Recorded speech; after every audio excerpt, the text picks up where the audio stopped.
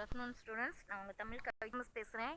இன்றைக்கி நம்ம பார்க்க போகிறது 7ஆம் வகுப்பில் 3வது இயல் கவிதை பேழை ஒரு வேண்டுகோள் அப்படிங்கிற ஒரு கவிதை பேழையை தான், ஒரு செய்யுட்பகுதியை தான் நம்ம இப்போ பார்க்க போகிறோம். இதனை இயற்றிய ஆசிரியர் அப்படின்னு சொல்லும்போது தேனரசன் அப்படிங்கிறவர் தான் இந்த கவிதை பேழையை இயற்றியிருக்கிறார். சரிங்களா? தேனரசன் தமிழ் ஆசிரியராக பணியாற்றியவர். இந்த தேனரசங்கிறவர் ஒரு தமிழ் பேராசிரியராக பணியாற்றியிருக்கார். இவர் வானம்பாடி, குயில், தென்றல் போன்ற இதழ்களில் கவிதைகள் எழுதியுள்ளார். இந்த மாதிரி இதழ்னா என்னது, இந்த நம்ம நியூஸ் பேப்பர் செய்தித்தாள் அச்சிடுறாங்க இல்லையா, அந்த மாதிரி இதழ்களில் கவிதைகளை எழுதியுள்ளார். இவரது கவிதைகளில் சமுதாய சிக்கல்கள் எள்ளல் சுவையோடு வெளிப்படும்.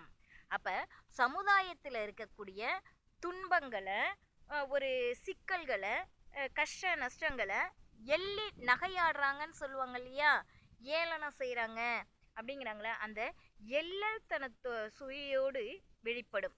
மண்வாசல், வெள்ளை ரோஜா, பெய்து பழகிய மேகம் ஆகிய கவிதை நூல்களை எழுதியுள்ளார். இவர் இயற்றிய கவிதை நூல்களை இவர் நிறைய எழுதியுள்ளார். பாடப்பகுதியில் உள்ள கவிதை பெய்து பழகிய மேகம் அப்படிங்கிற நூல்ல இருந்து நமக்கு ஒரு பகுதி என்ன செஞ்சிருக்காங்க அப்படின்னா பாடமா கொடுத்துட்டு இருக்காங்க. இந்த நம்ம ஒரு வேண்டுகோள் அப்படிங்கிறது எந்த நூல்ல இருந்து நமக்கு கொடுத்துருக்காங்க அப்படின்னா பெய்து பழகிய மேகம் அப்படிங்கிற நூல்ல இருந்து தான் எடுத்து ஒரு பகுதியை நமக்கு பாடப்பகுதியா கொடுத்துட்டு இருக்காங்க. கலைகள் மனிதர்களின் வாழ்வோடு இணைந்தே வளர்ந்திருக்கின்றன. இந்த கலைகள்ங்கிறது நாம எப்படி வளர்றோமோ அதை போலவே இந்த கலைகளும் நம்மளோடு இணைந்து என்ன செய்யுது அப்படின்னா வளர்ந்திருக்கின்றன. ஒரு கலைஞன் தான் படைக்கும் ஒவ்வொன்றையும் அழகியலோடு படைப்பான்.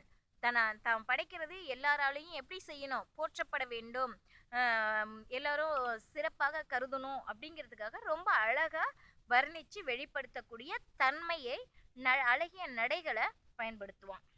அழகியலோடு படைப்பான். கலைப்படைப்பு அழகியலை மட்டுமே வெளிப்படுத்தினால் போதாது. இந்த கலைங்கிறது அழகியலை மட்டும் வெளிப்படுத்தினா போதாது, அது மானுடத்தை பேச வேண்டும். சொல்லோட ஆட்சி, சொல்லுடைய சிறப்பு இதை மட்டும் சொன்னா பத்தாது, எதை பத்தியும் பேசணும், மானுடத்தை பத்தியும், மனிதர்களுடைய இன்ப துன்ப நிகழ்வுகளையும் மனித நேயத்தை பத்தியும் நமக்கு சொல்லப்பட வேண்டும். இதனை கலைஞர்களிடம் ஒரு வேண்டுகோளாக வைக்கிறார் இப்பாடலின் ஆசிரியர் தேனரசன். சரிங்களா? அதை தான் ஒரு வேண்டுகோளா என்ன செய்யறாரு, மற்ற ஆசிரியர்கள்ட்ட, மற்ற கலைஞர்கள்ட்ட தன்னோட வேண்டுகோளா அதை என்ன செய்யறாருன்னா சமர்ப்பிக்கின்றார் ஒரு கவிதையாக.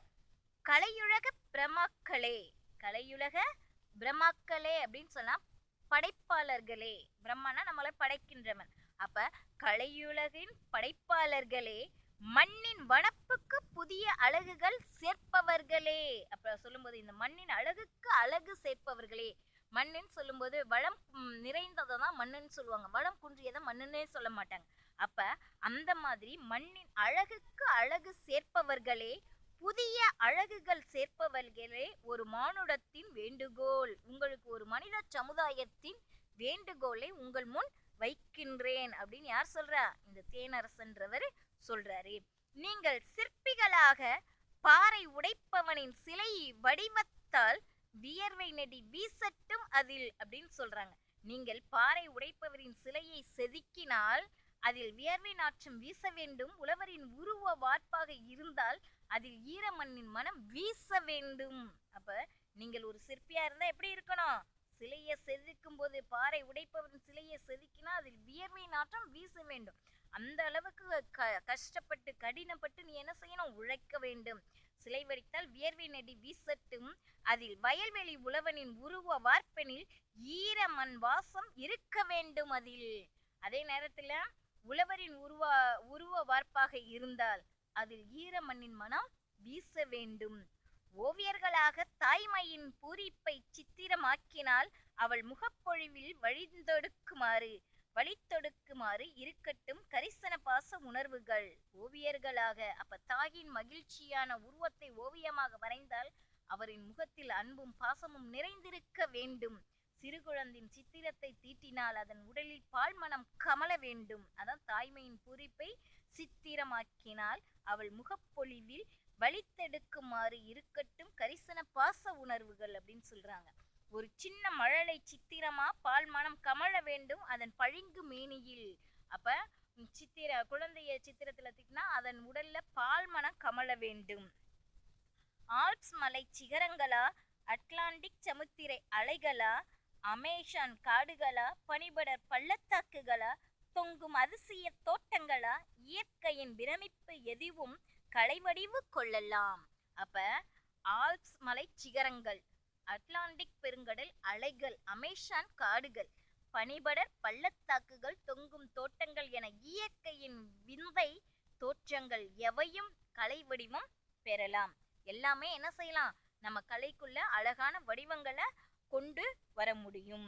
ஏதாயினும் இதை நினைவில் கொள்ளுங்கள், மானுட அடையாளம் ஒன்று இருக்க வேண்டும். அதில் கட்டாயம் மனிதன் இல்லாத இணையாத எந்த வனப்பும் வனப்பில்லை, அவன் களவாத எதிலும் ஜீவ உயிர்ப்பில்லை அப்படின்னு சொன்னான். ஆனால் அதில் மானுட பண்பு கட்டாயமாக இருக்க வேண்டும். மானுடம் இல்லாத எந்த அழகும் அழகன்று, மனிதன் கலக்காத எதிலும் உயிர்ப்பில்லை. மனிதனை பத்தி சிந்திக்காத எந்த ஒரு நடையிலையும் என்ன இருக்காது அப்படின்னா உயிர்ப்புங்கிற ஒன்று இருக்கவே இருக்காது. சரிங்களா? இதுதான் இந்த கவிதை பேழை ஒரு வேண்டுகோள். நம்ம மனிதத்துவத்தை போற்றக்கூடியதற்காக ஏதாவது ஒன்றை செய்யக்கூடியதாக நம்மளுடைய படைப்புகள் இருக்க வேண்டும். மனித சமுதாயத்திற்கு அது பயனை அளிக்கக்கூடியதாக இருக்க வேண்டும். அவ்வாறு இருக்கும் பட்சத்தில் தான் அது மனிதர்களிடம் மக்களிடம் சென்று சேரும் அப்படிங்கிறது தான் இந்த தேனரசன் கோட்பாடு. சரிங்களா? அதான் அவர் தன்னுடைய கவிதை நடையில ஒரு வேண்டுகோளா எல்லா கலைஞர்களுக்கும் அதை ஒரு வேண்டுகோளா முன்வைக்கின்றார். சரிங்களா? மயிலும் மானும் மனத்திற்கு டேஸ் தருகின்றன. என்ன தருகின்றன? மயிலும் மானும் மனத்திற்கு வனப்பு அழகு சேர்க்கின்றன. மிளகாய் வற்றலின் டேஸ் தும்மலை வரவழைக்கும் நெடி. சரிங்களா? அன்னை தான் பெற்ற டேஸ் சிரிப்பில் மகிழ்ச்சி அடைகிறார். அன்னை தான் பெற்ற மழலையின் சிரிப்பில் மகிழ்ச்சி அடைகிறார். வனப்பிள்ளை என்னும் சொல்லை பிரித்து எழுத கிடைப்பது வனப்பு கூட்டல் இல்லை, வார்ப்பு கூட்டல் எனில் என்பதை சேர்த்தெழுத கிடைக்கும் சொல் வார்ப்பெனில். வார்ப்பெனில். சரிங்களா? இந்த 5 ஒன்போடு சொல்லியிருக்கேன். இதுல இருக்க அந்த பாட்டை படிச்சுட்டு இந்த 5 ஒன்போட நீங்க என்ன செய்யுங்க, படிச்சுட்டு எனக்கு பார்க்காம எழுதி என்னோட வாட்ஸ்அப் நம்பருக்கு அனுப்புங்க. எகைன் ஒருக்க அந்த 5 ஒன்போடையும் சொல்றேன், நல்லா நோட் பண்ணிக்கோங்க. மயிலும் மானும் வனத்திற்கு டேஸ் தருகின்றன, வனப்பு.